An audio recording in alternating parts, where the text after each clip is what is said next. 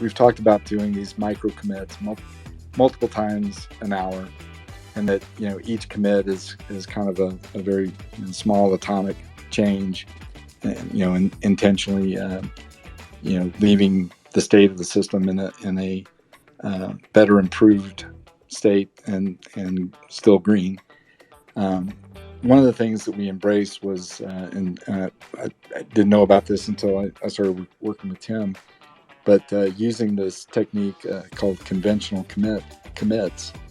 And when you're committing that often, multiple times every hour, the changes are small. And, the commit message that you might put in there is very focused on what that small change was about.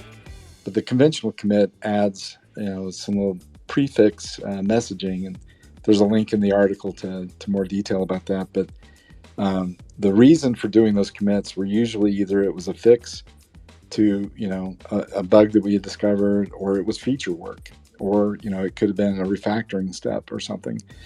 But there were many times that we would go back and look at, particularly if we're trying to remember sort of where exactly we left off and what were the last set of changes that we made. We would bring up this tool called GitK, and it would show us all the commits that we had made. And being able to read it reads kind of like a little story, a little journal. And you could tell what was changed, and the conventional commit message would indicate why we made the change. And of course, it would have the person who was doing the committing and the date and time.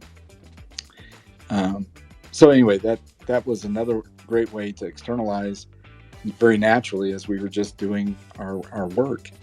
What we were doing, and it paid back many times, and being able to go back and sort of read your commit log as a little journal of everything you've been doing. So I found that really helpful. There was a funny little bit too, because we're pair programming, and we would start in the morning like, are we starting from your machine or my machine? I don't know. Whose machine were we on yesterday? The work had become so fluent, and we worked together so naturally that suddenly we forgot which one of us had been typing. So we would go and take a look at the last few commits in the Git log, and it's like, oh, that was on my machine yesterday. Let's work with yours to start out with, right? But it's just a funny way to remember the rotation.